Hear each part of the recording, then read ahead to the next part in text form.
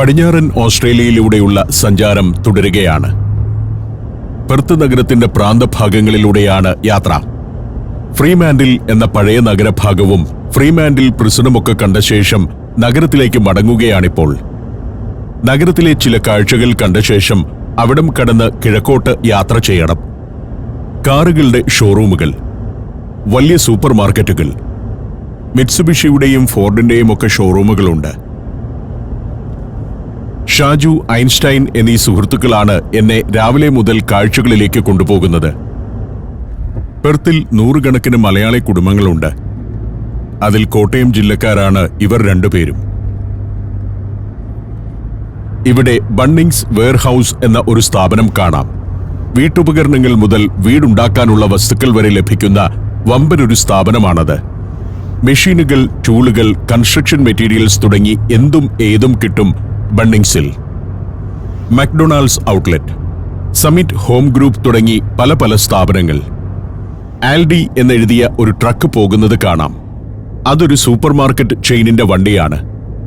Germany ആസ്ഥാനമായുള്ള discount supermarket ചെയിനാണ് Aldi. Market വിലയേക്കാൾ കുറഞ്ഞ വിലയ്ക്ക് നിത്യോപയോഗ സാധനങ്ങൾ വിൽക്കുന്ന സ്ഥാപനം. സ്വാൻ നദിയുടെ തീരത്തുകൂടി ഓടി ഞങ്ങൾ പെർത്തിന്റെ സെൻട്രൽ ബിസിനസ് ഡിസ്ട്രിക്റ്റിലേക്ക് എത്തി. ഇത് നഗരത്തിന്റെ പഴയ ഭാഗമല്ല.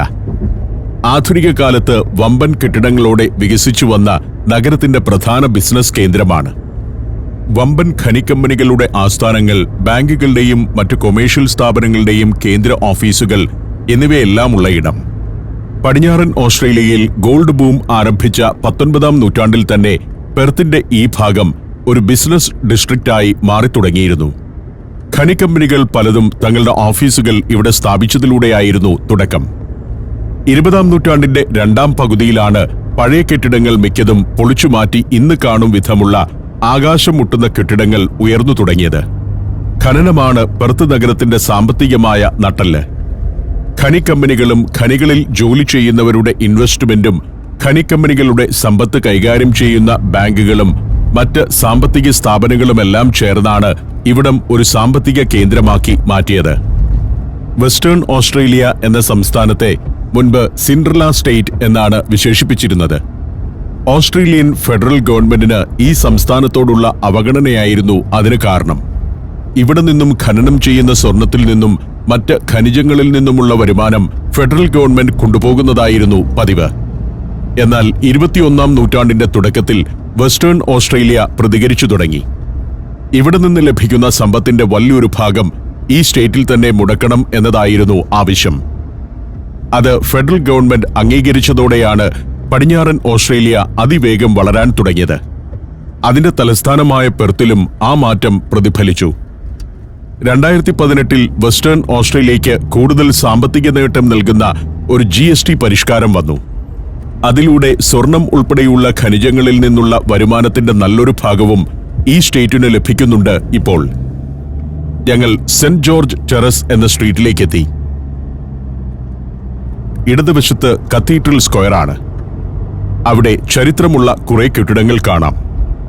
ഇപ്പോൾ എത്തുന്നത് സെന്റ് ആൻഡ്രൂസ് യുണൈറ്റിംഗ് ചർച്ചിനടുത്തേക്കാണ്. 1906-ൽ പണിത പള്ളിയാണത്. അതെല്ലാം കടന്ന് സെന്റ് ജോർജ് ടെറസിലൂടെ തന്നെയാണ് പോകുന്നത്. വലതുവശത്ത് അക്കാണുന്ന മഞ്ഞ കെട്ടിടം ഡക്സ്റ്റൺ ഹോട്ടലാണ്. അവിടെയാണ് ഇന്നലെ രാത്രി ഞാൻ താമസിച്ചത്. ഇവിടുത്തെ ഏറ്റവും പ്രമുഖമായ റോഡാണ് സെന്റ് ജോർജ് ടെറസ്. ഈ പാതയിലൂടെ കുറച്ചുകൂടി ഓടി ഞങ്ങൾ ഇടത്തേക്ക് തിരിയും. ഒരു ചെറിയ ജംഗ്ഷനെത്തി. അവിടെ നിന്നും തിരിഞ്ഞ് വിക്ടോറിയ അവന്യൂവിലേക്ക് കയറുന്നു. അതിലൂടെ കുറച്ചു ദൂരം ഓടി ഇപ്പോൾ ഹേ സ്ട്രീറ്റിലേക്ക് കയറി. കത്തോലിക്ക സഭയുടെ ചില സ്ഥാപനങ്ങളും കത്തീഡ്രലും ബിഷപ്പ് ഹൗസുമെല്ലാം ഈ ഭാഗത്തുണ്ട്. ഹേ സ്ട്രീറ്റിലൂടെ കുറച്ചുകൂടി ഓടി ബ്രിട്ടീഷ് കോളനികളുടെ അണ്ടർ സെക്രട്ടറിയായിരുന്ന റോബർട്ട് ഹേയുടെ പേരിലുള്ള സ്ട്രീറ്റാണിത്. പുതിയ വലിയ കെട്ടിടങ്ങൾക്കിടയിൽ 1 1.5 നൂറ്റാണ്ട് പഴക്കമുള്ള മന്ദിരങ്ങളും കാണാം. കൊളോണിയൽ കാലത്തെ കെട്ടിടങ്ങൾ. ഞങ്ങളിപ്പോൾ എത്തിയിരിക്കുന്നത് പെർത്ത് മിന്റിലേക്കാണ്. സ്വർണ്ണ നാണയങ്ങളും സ്വർണ്ണക്കട്ടികളും ഗവൺമെന്റ് മുദ്രയോടെ അടിക്കുന്ന സ്ഥലം. വളരെ ചരിത്രമുള്ള ഒരു കെട്ടിടമാണ്. ഒരു കാലത്ത് വൻതോതിൽ സ്വർണം സൂക്ഷിച്ചിരുന്ന സ്ഥലം. കയറി ചെല്ലുമ്പോൾ ഒരു ശില്പമുണ്ട്. പൂർവീകർ വെസ്റ്റേൺ ഓസ്ട്രേലിയയിൽ നിന്നും സ്വർണം കിളച്ചും അരിച്ചുമെടുത്തിരുന്ന കാലം ഓർമ്മപ്പെടുത്തുന്ന ഒരു മനോഹര ശില്പം. സ്വർണം അരിച്ചെടുത്ത് ഒരു നാടിനെ സമ്പന്നമാക്കിയവർക്ക് പ്രണാമമർപ്പിക്കുന്ന ശില്പമാണിത്. അതിനു പിന്നിൽ കൊളോണിയൽ ശൈലിയിലുള്ള പെർത്ത് മിന്റ് ബിൽഡിംഗ്. പടിപ്പുര കടന്നെത്തുന്ന വലിയ മുറ്റത്തിന് നടുവിലാണ് ശില്പം. പെർത്ത് മിന്റിൽ കുറെ കാഴ്ചകളുണ്ട്. അത് കാണാൻ 12:30-ക്കാണ് ഞങ്ങൾക്ക് സമയം അനുവദിച്ചിരിക്കുന്നത്. കൊളോണിയൽ കാലത്തെ ഒരു ഗംഭീര നിർമ്മിതിയാണ് പെർത്ത് മിന്റ്. 1899-ൽ പണി പൂർത്തിയായ കെട്ടിടമാണിത്. യുണൈറ്റഡ് കിങ്ഡത്തിലെ റോയൽ മിന്റിന്റെ അനുബന്ധ സ്ഥാപനമായിട്ടായിരുന്നു പെർത്ത് മിന്റിന്റെ തുടക്കം. കുറച്ച് ആളുകൾ പുറത്ത് കാത്തിരിപ്പുണ്ട്. അകത്ത് കയറാൻ നിശ്ചിത സമയം അനുവദിക്കും. വീൽ ബാരോയിൽ സ്വർണ്ണക്കട്ട തള്ളുന്നതായി പോസ് ചെയ്ത് ഫോട്ടോ എടുക്കുന്നു ചിലർ. സ്വർണ്ണ നിറം പൂശിയ കൃത്രിമ കട്ടയാണ്. നഗറ്റ് എന്നാണ് ഇതിന് പറയുക. 12:30-ക്കുള്ള ടൂറിന് കൂടുതൽ ആളുകൾ എത്തിക്കൊണ്ടിരുന്നു. മരങ്ങളുടെയും കുടകളുടെയും ചുവട്ടിൽ അവരങ്ങനെ കാത്തിരിക്കുന്നു. അപ്പോഴേക്കും ഒരു ഗൈഡ് എത്തി. അനൗൺസ്മെന്റ് തുടങ്ങി. ഇദ്ദേഹമാണ് ഇവിടെ ഞങ്ങളുടെ ടൂർ ഗൈഡ്. ഈ മുറ്റത്തു നിന്ന് തന്നെയാണ് ടൂർ തുടങ്ങുക. ഇവിടെ വെച്ച് ഒരു ഇൻട്രൊഡക്ഷൻ തരുന്നു. പടിഞ്ഞാറൻ ഓസ്ട്രേലിയയിൽ സ്വർണം കണ്ടെത്തിയതിന്റെ കഥയാണ് പറയുന്നത്. 19-ാം നൂറ്റാണ്ടിൽ പടിഞ്ഞാറൻ ഓസ്ട്രേലിയയിൽ വമ്പനൊരു ചുഴലിക്കൊടുങ്കാറ്റും പ്രളയവും ഉണ്ടായി. വലിയ തോതിലുള്ള മണ്ണൊലിപ്പിന് അത് കാരണമായി. ആ പ്രദേശത്തുകൂടി പോയ കുറച്ചാളുകൾ അവിടെ പലയിടത്തും സ്വർണം തെളിഞ്ഞുകിടക്കുന്നത് കണ്ടു.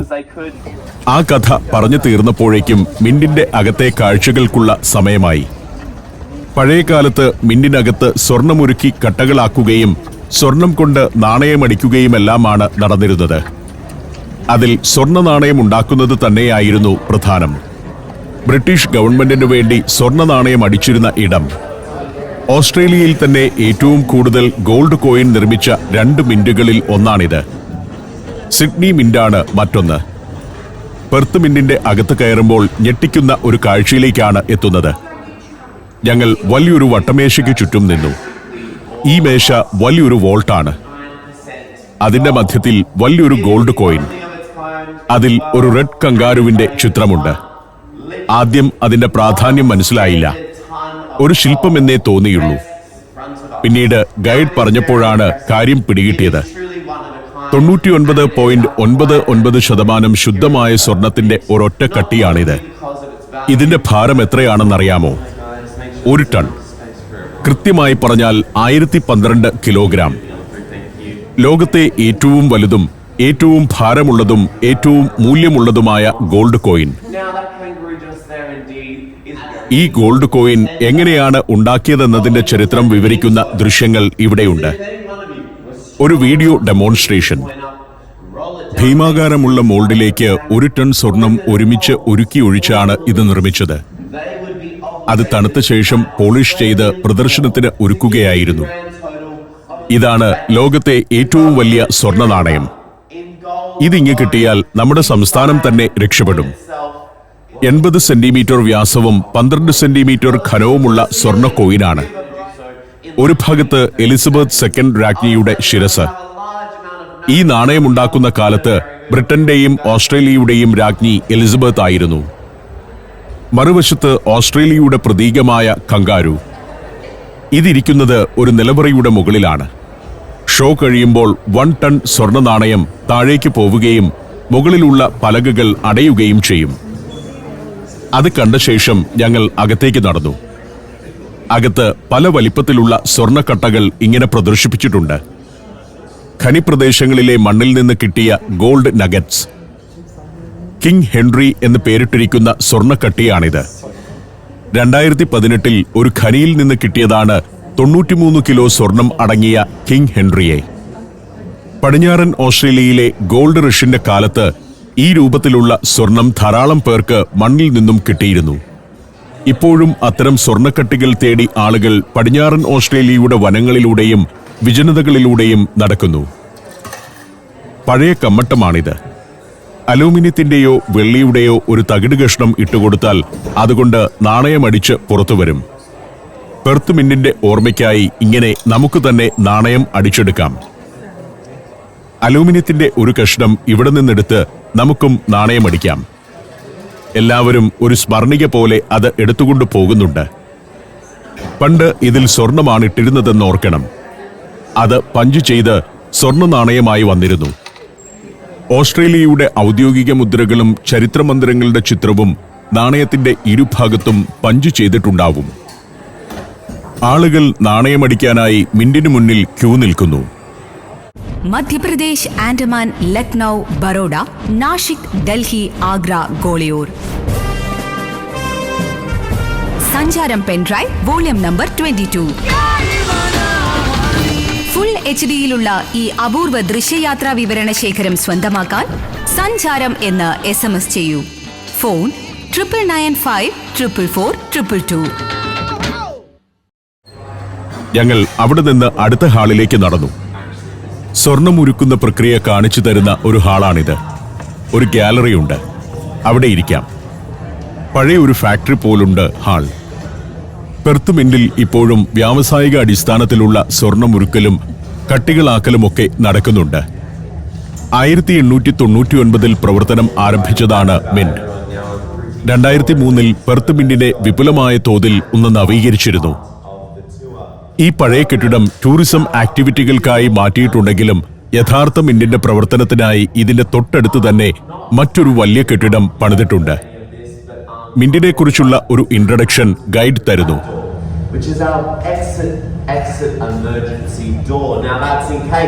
പല തൂക്കത്തിലുള്ള ഗോൾഡ് കോയിനുകൾ ഈ മിന്റിൽ അടിക്കുന്നുണ്ട്. കൂടാതെ ഗോൾഡ് നഗറ്റ്സ് ഉരുക്കി ഗവൺമെന്റ് മുദ്രയുള്ള സ്വർണ്ണക്കട്ടികളാക്കി മാറ്റുന്ന ജോലിയും നടക്കുന്നുണ്ട്. ഏതാണ്ട് 5000 ടൺ സ്വർണം ഇതുവരെ പെർത്ത് മിന്റിൽ ഉരുക്കി കോയിനും ഗോൾഡ് ബാറുമായി മാറ്റിയിട്ടുണ്ടെന്നാണ് കണക്ക്. യഥാർത്ഥ ജോലികൾ നടന്നിരുന്ന സ്ഥലം തന്നെയാണിത്. ഇവിടെ ടൂറിസ്റ്റുകൾക്ക് ആദ്യകാലത്തെ മിന്റിന്റെ പ്രവർത്തനങ്ങൾ കാണാം. ഗൈഡ് ഒരു ഫർണസ് തുറന്നു. അതിൽ നിന്ന് ഒരു അച്ച് പുറത്തെടുത്തു. അച്ച് ചൂടാക്കി വെക്കണം. അതിൽ വേണം ഉരുക്കിയ സ്വർണം ഒഴിക്കാൻ. അതിനായി പ്രത്യേക ഫർണസ് ഉണ്ട്. അത് അടച്ചുപൂട്ടി. ഇതാണ് അച്ച്. അതിൽ ഒഴിച്ചാണ് സ്വർണം കട്ടിയാക്കുക. ഞങ്ങൾ ഏതാണ്ട് 30 പേരുണ്ട് കാഴ്ചക്കാരായി. 26 ഓസ്ട്രേലിയൻ ഡോളറാണ് പെർത്ത് മിന്റിലെ എൻട്രി ഫീ. നമ്മുടെ 1600 രൂപ വരും അത്. ഗൈഡ് നീളമേറിയ പ്രത്യേക കയ്യുറയൊക്കെ അണിയുന്നുണ്ട്. അയാൾ ഒരു സ്വിച്ച് ഓൺ ചെയ്തു. ഒരു ഫർണസിനകത്ത് സ്വർണം തിളച്ചു മറിഞ്ഞുകൊണ്ടിരിക്കുന്നുണ്ട്. അത് പൊങ്ങി വരാനുള്ള ബട്ടണിട്ടു. പിന്നെ അയാൾ വലിയൊരു ചവണയെടുത്തു. സമീപമുള്ള വലിയ പെട്ടി പോലുള്ള സംവിധാനത്തിൽ നിന്ന് ഉരുകിയ സ്വർണവുമായി ഒരു പാത്രം പൊങ്ങി വരികയായി. ചുവപ്പ് നിറത്തിൽ ചുട്ടുപഴുത്തിരിക്കുന്ന പാത്രമാണ്. അത് ചവണ കൊണ്ട് പിടിച്ചു കൊണ്ടുവരുന്നു. പാത്രത്തിൽ ഉരുകിക്കൊണ്ടിരിക്കുന്ന സ്വർണം നേരത്തെ ചൂടാക്കി വെച്ച മോൾഡിലേക്ക് ഒഴിക്കുകയാണ്. ശുദ്ധമായ സ്വർണമാണ് ഈ വീഴുന്നത്. ലോകത്ത് സ്വർണ്ണവില ഏറ്റവും ഉയർന്നു നിൽക്കുന്ന ഒരു സമയത്താണ് ഇതെല്ലാം കാണുന്നതെന്ന് ഓർക്കുക.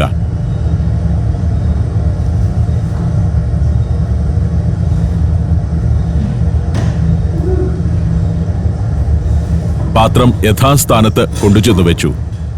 ചവണയും കൃത്യസ്ഥാനത്ത് തന്നെ സ്ഥാപിച്ചു. അല്പം സ്ത്രൈണഭാവത്തോടെയാണ് ഗൈഡിന്റെ അവതരണം. ധരിച്ചിരുന്ന ഗ്ലാസ് മാസ്ക് മാറ്റി. ഇനിയാണ് അടുത്ത പരിപാടി. ഗൈഡ് മറ്റൊരു ഗ്ലൗസ് അണിയുകയാണ്. മറ്റൊരു തെർമൽ ഗ്ലൗസ്. ഉരുക്കിയ സ്വർണം ഒഴിക്കുമ്പോൾ ഒരു ചെറുതുള്ളി പോലും ശരീരത്തിൽ വീഴരുത്. വീണാൽ ആ ഭാഗത്ത് ഗുരുതരമായ പൊള്ളലാണ് ഏൽക്കുക. മറ്റൊരു പാത്രത്തിലേക്ക് ഇനി സ്വർണത്തെ മാറ്റണം.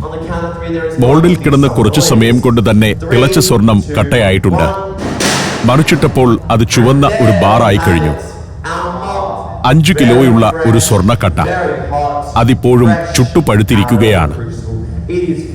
ഇതിനെ തണുപ്പിക്കണം. അതാണ് അടുത്ത പ്രോസസ്. ഗൈഡ് ഒരു തുണിക്കഷ്ണമെടുത്ത് ആ കട്ടയിലൊന്ന് ഉരസി. അപ്പോൾ തന്നെ അതിന് തീ പിടിച്ചു കഴിഞ്ഞു. അത്ര ചൂടിലാണ് സ്വർണ്ണക്കട്ട. ഒരു തുണി അതിൽ തൊട്ടാൽ കത്തിപ്പോകും. അതുകൊണ്ട് തന്നെ സ്വർണത്തിലുള്ള മറ്റു മാലിന്യങ്ങളെല്ലാം ഇതിനോടകം കത്തിപ്പോയിട്ടുണ്ട്. വെള്ളം നിറച്ച ഒരു പാത്രത്തിനകത്ത് സ്വർണ്ണക്കട്ട താഴ്ത്തിവെച്ചു. കുറച്ചു നേരമെടുത്ത് തണുക്കണം. കട്ട പുറത്തെടുത്തു. അപ്പോഴേക്കും അത് നേരത്തെ കണ്ട ചുവപ്പ് നിറം മാറി സ്വർണത്തിന്റെ യഥാർത്ഥ നിറമായി കഴിഞ്ഞു. അതിനെക്കുറിച്ച് ഗൈഡ് വിവരിക്കുന്നുണ്ട്. 8 കോടി രൂപയോളം വിലയുള്ള സ്വർണമാണ് അയാളുടെ കയ്യിലിരിക്കുന്നത്. വീണ്ടും വെള്ളത്തിൽ മുക്കുന്നു.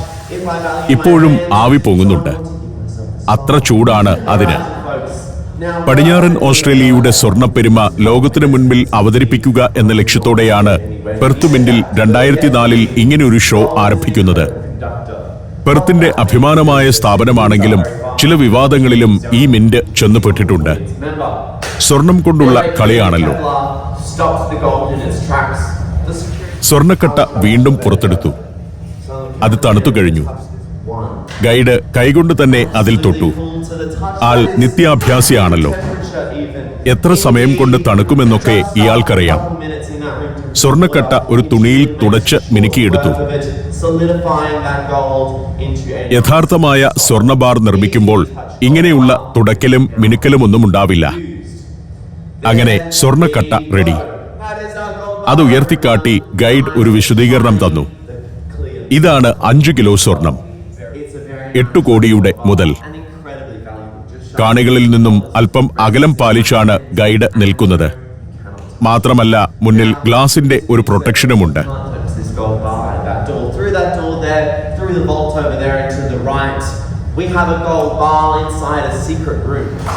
ഷോ കഴിഞ്ഞു. ഇനി വേണ്ടവർക്ക് ഷോപ്പിംഗ് നടത്താം, കഫേയിൽ പോകാം. പെർത്ത് മിന്റിൽ കുറച്ചു സമയം സ്പെൻഡ് ചെയ്യാമെന്ന് പറഞ്ഞാണ് വിടുന്നത്. പലയിടത്തും ഉരുക്കിന്റെ അഴികൾ. ഖനികളിൽ നിന്നും സ്വർണം കൊണ്ടുപോയിരുന്ന കാലത്തെ സുരക്ഷാ സംവിധാനങ്ങളും ആയുധങ്ങളും. ഒരു ഭാഗത്ത് യഥാർത്ഥ സ്വർണത്തിന്റെ കട്ടകൾ വച്ചിരിക്കുന്നു. ബുള്ളിയൻസ് എന്ന് പൊതുവെ അറിയപ്പെടുന്ന സ്വർണക്കട്ടികൾ. ഒറിജിനൽ ആയതിനാലാണ് അതങ്ങനെ അഴിക്കുള്ളിൽ ബന്ദവസാക്കി വെച്ചിരിക്കുന്നത്. ചെറുതും വലുതുമായ ഗോൾഡ് നഗറ്റുകളുടെ പ്രദർശനമാണ് ഒരു ഭാഗത്ത്. ഭൂമിയിൽ നിന്നും കിട്ടിയ അതേ രൂപത്തിൽ തന്നെ അത് കാണാം. വീണ്ടും നടന്നു. നേരത്തെ കണ്ട 1 ടൺ സ്വർണ്ണ കോയിൻ ഇവിടെയുണ്ട്. അവൻ അങ്ങനെ കറങ്ങിക്കൊണ്ടിരിക്കുകയാണ്. അത് ഒരാളും എടുത്തുകൊണ്ടു പോകില്ല. 1 ടൺ ഭാരമുണ്ടല്ലോ. വെറുതെ വെച്ചാൽ പോലും 1 ടൺ ആരെക്കൊണ്ടും കൊണ്ടുപോകാനാവില്ലല്ലോ. അതായിരിക്കാം ഇവരുടെ ധൈര്യവും. ഇത് സുവനീർ ഷോപ്പാണ്. ചെറിയ ഗോൾഡ് നഗറ്റുകൾ, സ്വർണത്തിന്റെ ആഭരണങ്ങൾ, പെർത്ത് മിന്റിന്റെ സുവനീറുകൾ എന്നിവയൊക്കെ ഇവിടെ നിന്നും വാങ്ങാം. ധാരാളം ആളുകൾ വരുന്നു. വിനീഷ് എന്നാണ് പേര്. ചോറ്റാനിക്കരക്കാരനാണ്. പെർത്ത് മിന്റിലെ ജോലിക്കാരനാണ് വിനീഷ്. വിനീഷിനോട് യാത്ര പറഞ്ഞ് ഞങ്ങൾ സഞ്ചാരം തുടർന്നു. പെർത്ത് മിന്റിനുള്ളിൽ പോലും മലയാളികൾ ജോലി ചെയ്യുന്നു എന്നത് ആശ്ചര്യകരമായ കാര്യമാണ്. ഓസ്ട്രേലിയയുടെ എല്ലാ ഭാഗങ്ങളിലേക്കും മലയാളികൾ എത്തിക്കഴിഞ്ഞു. ഓസ്ട്രേലിയയിലേക്ക് മലയാളികൾ ഒഴുകിക്കൊണ്ടിരിക്കുന്ന കാലമാണിത്. അത് ഇവിടുത്തെ ആളുകളിൽ ചില പ്രതിഷേധങ്ങളും ഉണ്ടാക്കുന്നുണ്ട്. ഇവിടുത്തെ ഒരു സിസ്റ്റത്തെ, അല്ലെങ്കിൽ ഈ നാട്ടിലെ ആളുകളുടെ സ്വാഭാവികമായ ജീവിതത്തെ ഇന്ത്യക്കാർ തകിടം മറിക്കുമെന്ന ആശങ്കയാണ് അതിനു പിന്നിൽ. തങ്ങളുടെ ജീവിതതാളം തന്നെ വരുന്നവർ മാറ്റിക്കൊണ്ടിരിക്കുമെന്നാണ് അവർ കരുതുന്നത്. അതിന് കാരണമുണ്ട്. മലയാളി കഠിനാധ്വാനിയാണ്. സായിപ്പാകട്ടെ ലിഷർലി ജീവിതം ഇഷ്ടപ്പെടുന്നവരും. ആ വൈരുദ്ധ്യമാണ് പ്രശ്നം. ഇടത് ഭാഗത്ത് ഒരു ട്രെയിൻ പോകുന്നത് കാണാം. മെട്രോ ട്രെയിനാണെന്നാണ് കരുതിയത്. ഇതൊരു റെയിൽവേ സ്റ്റേഷൻ തന്നെയാണ്. East Perth railway station. ഈ നഗരത്തിലെ ഏറ്റവും പ്രധാന റെയിൽവേ സ്റ്റേഷൻ. ഓസ്ട്രേലിയയുടെ കിഴക്കൻ പ്രദേശത്തേക്കുള്ള ട്രെയിനുകൾ മുഴുവൻ ഈ സ്റ്റേഷനിൽ നിന്നാണ് പുറപ്പെടുക. സിഡ്നി ഉൾപ്പെടെയുള്ള പ്രധാന പട്ടണങ്ങളെല്ലാം കിഴക്കാണല്ലോ. ഇതാകട്ടെ പടിഞ്ഞാറേ അറ്റത്തെ സ്റ്റേഷനാണ്. ഓസ്ട്രേലിയയെ കുറുകെ കടന്നുപോകുന്ന ട്രെയിനുകളെല്ലാം പുറപ്പെടുന്നത് ഇവിടെ നിന്നുമാണെന്ന് പറയാം. റെയിൽവേ സ്റ്റേഷൻ പിന്നിട്ട് ഞങ്ങൾ യാത്ര തുടർന്നു. ഇനി സ്വാൻ വാലിയിലേക്കാണ് യാത്ര. ഷാജു ആണ് ഡ്രൈവിംഗ് സീറ്റിൽ. അദ്ദേഹത്തിന്റെ വണ്ടിയിലാണ് യാത്ര. പുറകിൽ ഐൻസ്റ്റൈനുമുണ്ട്. സ്വാൻ വാലി ഒരു ഗംഭീരമായ സ്ഥലമാണ്. വമ്പൻ മുന്തിരിത്തോട്ടങ്ങളാണ് അവിടുത്തെ ഒരു കാഴ്ച. ധാരാളം വൈൻ ഉൽപാദന കേന്ദ്രങ്ങളുമുണ്ട്. വൈൻ ടേസ്റ്റിംഗ് ടൂറുകളും മറ്റുമുണ്ട് അവിടെ. ഞാൻ ഇതുവരെ കാണാത്ത തരത്തിലുള്ള ഓസ്ട്രേലിയയുടെ ചില കാഴ്ചകളാണ് സ്വാൻ വാലി കാത്തുവച്ചിരിക്കുന്നത്. ഈ പ്രദേശത്തൊക്കെ ധാരാളം അബോറിജിനൽ ജനതയുണ്ടായിരുന്നു ഒരു കാലത്ത്. ഞങ്ങൾ പോകുന്നിടത്ത് അബോറിജിനൽ ഗോത്രക്കാരെ കാണാമെന്നാണ് പ്രതീക്ഷ. അവരുമായി സംസാരിക്കണം. അതിനുള്ള ഒരു സാധ്യത അന്വേഷിച്ചുകൊണ്ടുകൂടിയാണ് പോകുന്നത്. ഈ പ്രദേശം മൊത്തം അബോറിജിനുകളുടെ അധീനതയിലായിരുന്ന ഒരു കാലത്താണ് യൂറോപ്യർ ഇവിടേക്ക് കടന്നുവന്നത്.